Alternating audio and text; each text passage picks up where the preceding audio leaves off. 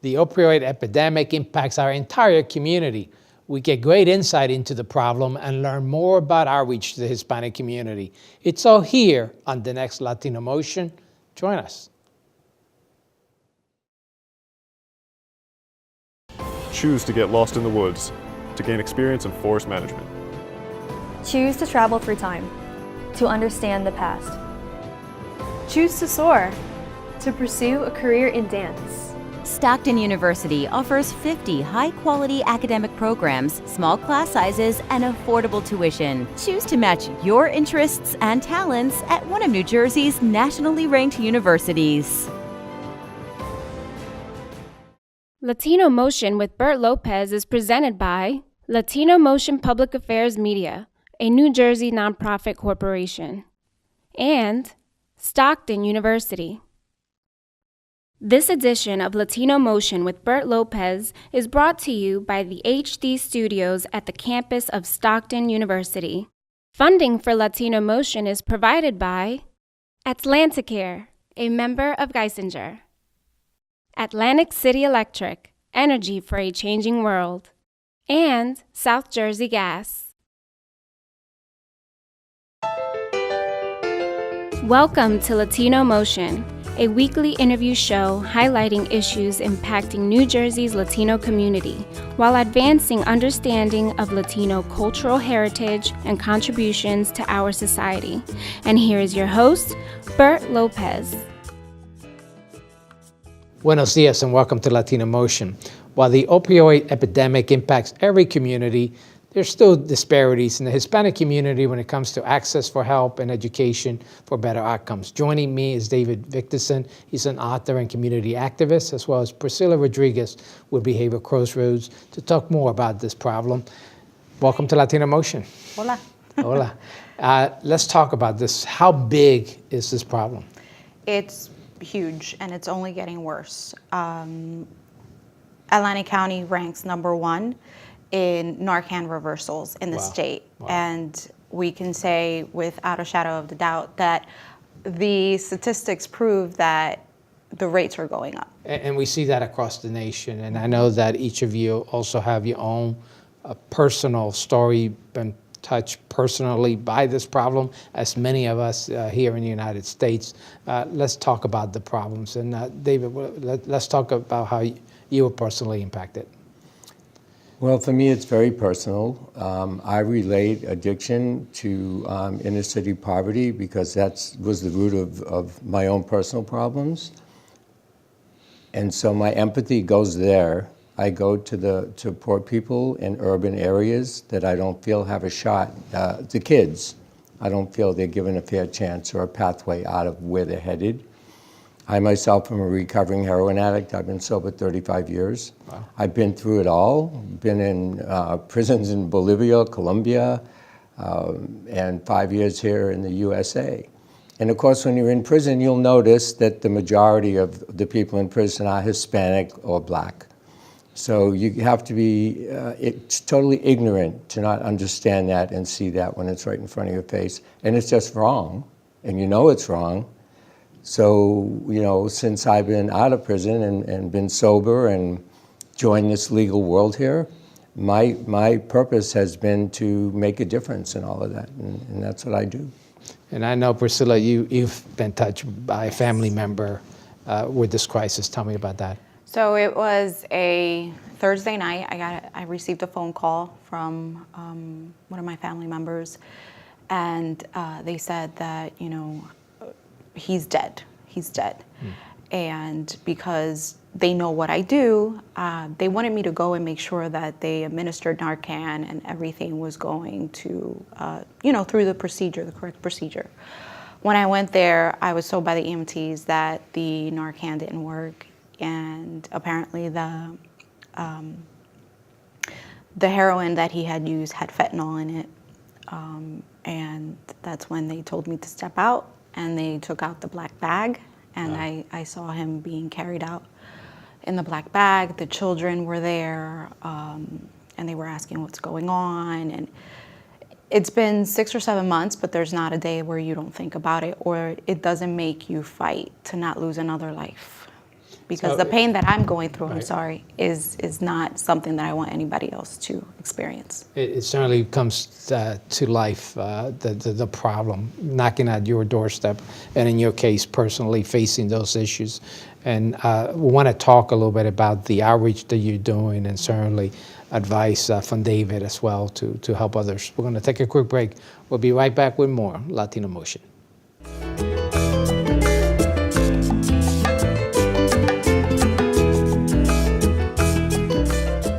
Welcome back to Latino Motion. We continue our discussion of the important work of Priscilla Rodriguez with Behavioral Crossroads in addressing the opioid epidemic, as well as David Victorson. We were talking about the extent of the problem, which is severe.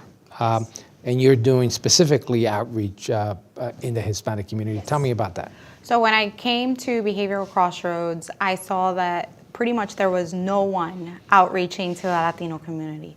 And as you know, in Atlantic County, and in New Jersey, 1 of every 5 New Jerseyans is a Latino. So I saw that disparity, so I decided to do something about it. I partnered up with different organizations, La Casa Dominicana, Spanish Community Center, and with La Casa Dominicana last year, we hosted the first ever mental health fair for the Latino community. Nice. So out of that came more partnerships with other organizations that cater to the Latino community. And right now we have a partnership with Asamblea de Dios in Hamilton, Assemblies of God in Hamilton.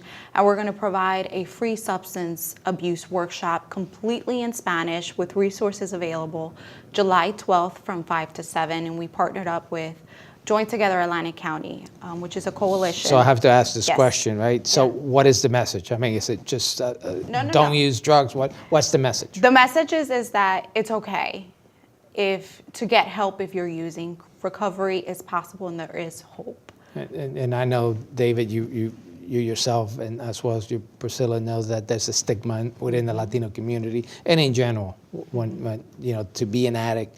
And even getting mental health services. So that's something that has to be overcome. How about access to, and David, I'm going to turn to you because obviously you were helped along the way somehow. Tell me how important it is to have access for help. That's the only answer, is to have access to health. Without it, people just die. Adding on to what Priscilla was saying, drug addiction is known as a disease. It's not a moral failure. It used to be looked at as a moral failure, but not since 1990. The AMA came up and acknowledged addiction as a disease, no different than cancer, leukemia, diabetes. So when someone says they have cancer, everyone doesn't turn around and judge them as being morally weak. So the thing about addiction and getting people out of the closet that have addictive problems, and it can be not just in drugs and alcohol, could be gambling, could be a lot of different things, is for them to know that it's a disease that can be treated. And that's the important message, right? And that's the message. That's the message. And having access is the biggest problem we have in this country because of our healthcare system. Okay? If you come to me with great insurance, you have a lot of money, you're going to get access. The best access at all, and then it goes downhill from there. And if they have nothing, you're going to get nothing. There are community agencies, and Priscilla can talk about them, that will work with people, but only about 2% of the people that are looking for help and addiction actually get help. Wow. Because the other 98% can't afford it. And that's a big And that's crisis. the problem. That's a big That's crisis. the puzzle that hasn't been solved. We certainly want to talk a little more about the work of Behavioral Crossroads as well, and more insight from you, David. We're going to take a quick break. We'll be right back with more Latino Motion. Latino Motion with Bert Lopez is presented by Latino Motion Public Affairs Media, a New Jersey nonprofit corporation. Join us online at www.latinomotion.tv. Find us on YouTube, Facebook, and Twitter. We encourage your comments and contributions for show topics. Welcome back to Latino Motion. We continue our discussion with Priscilla Rodriguez and David Victorson on the opioid epidemic, and we were discussing some of the outreach that you're doing. let's talk about the outreach you're doing at the workplaces. That sounds very, very interesting. Tell me how that started and how do you go about it? Sure, do you want to take this one? Sure. Basically, in the between Gloucester County and Atlantic County, there's around 858 employers that employ 128,000 people. Wow. Okay. Statistically, 128,000 people, 10% of them are active users, right?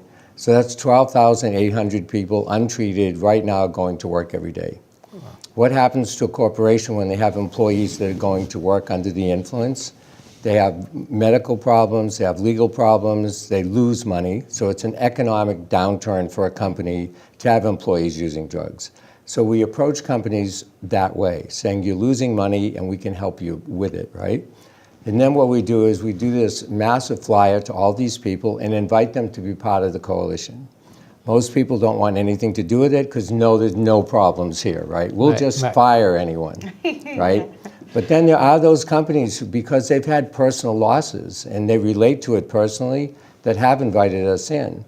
And then we go in there and we meet with the employees for about an hour. I work with a guy named Bill Schmanke who has a foundation called Stop the Heroin. And he tells his personal story of how his son died 2 years ago and what it did to his family. Right. And then I go in and go, that doesn't happen to you, and this is what we can do. So if you're taking prescription pills now, and you've been doing that for 3 to 5 days, your body's probably medically addicted. Soon your mind is going to follow. Then your conscious contact with God is going to be cut. And then your moral character is going to fall apart. So why don't we talk to you now before that happens? One of the things that most folks fail to see, particularly employers, is that it may not be the employee, but maybe a family member who's also covered by their insurance plan. Exactly. So you're still, facing the music, so to speak, and it having an impact at the workplace, even if all your employees are free from the addiction. But it's important to have that education. Let's talk about what you talk about in these workshops. Sure. So we focus on early intervention. We want to get you before, and we want to educate you before you lose everything. You get to the point of losing your wife, losing your husband, losing your kids, losing your dignity, losing everything. So, we want to teach you and we want to provide early intervention before you go down that path. Well, and we want to take a quick break and we're going to talk about the model that leads to addiction. We'll be right back. We'll be right back with more Latino Motion.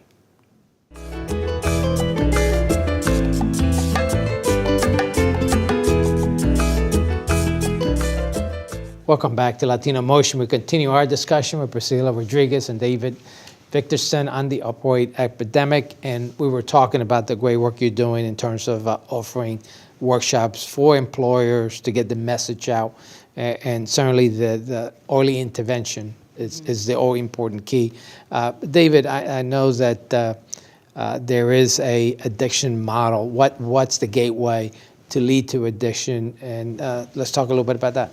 Yeah, specifically what we're talking about here is the opioid epidemic and what's been going on with all the heroin overdoses that we're seeing that's affecting and destroying families. A typical story would be my son was a great kid who played football, had a good job, but got hurt. Was given a prescription for pain medication, and then from there he ran out of his pain medication, and then he went on to the street to buy other pills, and from there he ran out of those or couldn't afford them, and he got heroin, which is cheaper now. And then he overdosed on heroin and died. So here we have a kid who had a wonderful family, a lot of support from his community, from his church, high school support, and yet just because he got injured and he took this medication, he wasn't told while he got the medication that it was highly addictive and he would need help to get off of it. Pharmaceutical industry said when they first came out with these drugs, it would take about 2 years for someone to get addicted on these drugs. Wow. Now we know it takes about 10 days. Really? So if someone gets a prescription for 30 pills, what's going to happen to them is once the pain starts to subside, right, they're going to feel, and they stop taking the pills, they're going to feel nauseous, they're going to feel sick, they'll be irritable, just from stopping, 10 days of pills. So for the addict, instead of accepting those feelings and going through it, they say, well, maybe I still am in pain, right? Their thinking says, maybe I still am. I'll just take 1 or 2 more and see how it goes. All of a sudden, they're not in pain anymore. Next day, they wake up and they go, like that worked last night. I kind of like the way I was. I'm going to do it now. Now they have an addictive mind taking over their personality. And that mind will take them down the road. So it starts with your body, and then your body can't stand or tolerate not taking the pills, and your mind comes up with excuses, justification, and behaviors so that you can't keep taking the pills. And then you start going, well, now I'm out of my prescription, right? I'm still going to work, I'm still functioning, not getting much problems at home. But you go to your doctor, he goes, no, I can't write another prescription for you. So then you have a couple of choices. You can steal from a pharmacy, you can rob someone else's prescriptions, right? Go to your grandmother's house, see if she's got anything over there, steal that. Or you can go out on the street and buy it yourself. So now what's happened to you is it started with your body. Really, you had no intention of doing this at all, right? It's just your body got addicted, then your mind kicked into play, and then your moral character falls apart, and so you begin to feel you have nothing left to lose. And Priscilla can tell you what it feels like as someone who's around that and is helpless. And that's how it affects your family. Like these people their kids have died from heroin abuse knew their kids had a problem, but they didn't know what to do. And so there needs to be help for families, because the tragedy is they said, if only I wasn't so judgmental when he had that problem. I shamed him, I threw him out of the house, I called him weak. That only feeds addiction. All that stuff, the addictive mind loves that stuff. It's like the devil inside of you going, yeah, that's right, I'm nothing. So I'm going to keep taking these drugs till I die. Well, you described the whole scenario very well, and certainly very educational. We want to continue this discussion. We're going to take a quick break. We'll be right back with more Latino Motion.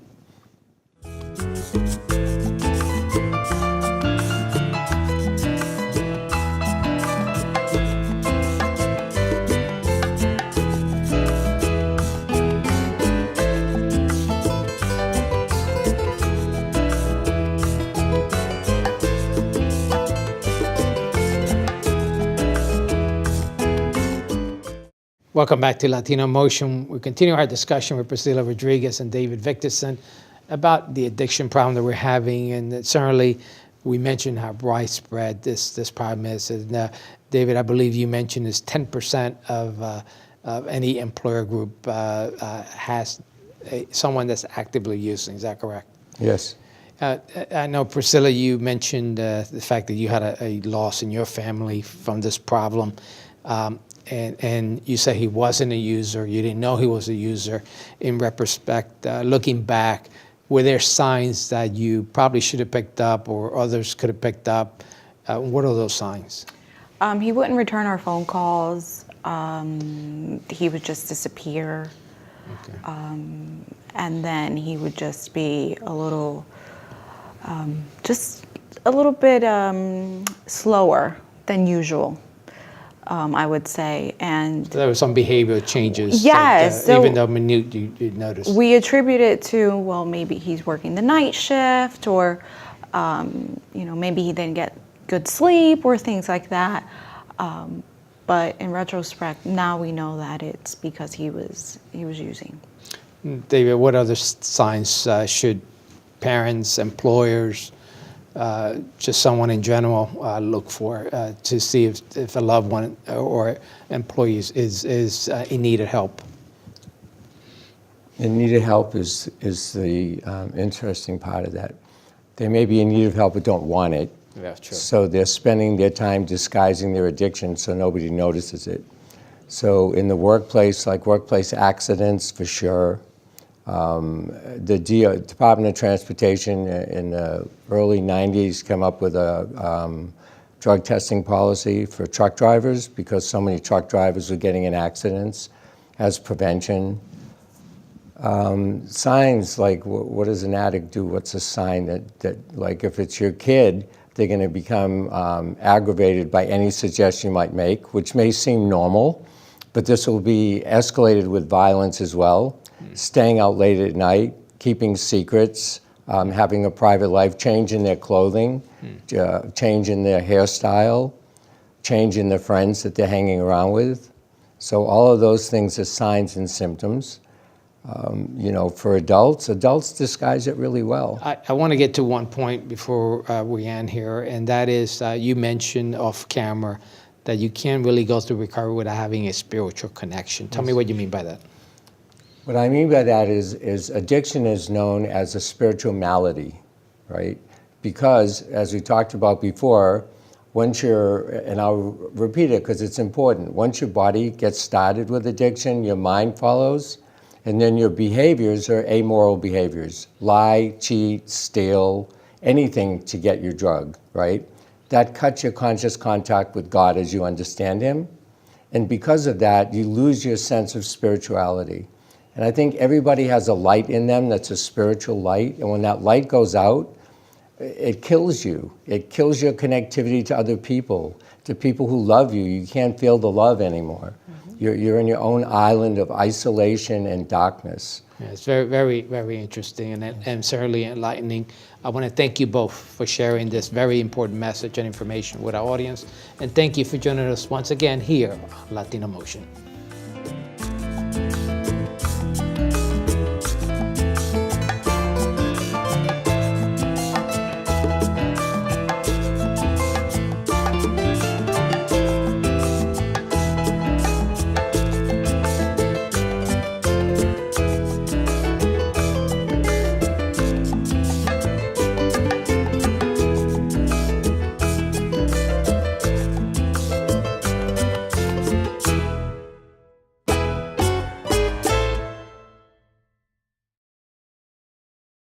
Choose to get your feet wet, to learn more about protecting our environment.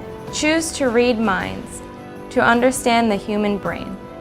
Choose to get your hands dirty, to create a masterpiece. Stockton University offers 50 high-quality academic programs, small class sizes, and affordable tuition. Choose to match your interests and talents at one of New Jersey's nationally ranked universities. Funding for Latino Motion is provided by Atlanticare, a member of Geisinger. Atlantic City Electric, energy for a changing world. And South Jersey Gas.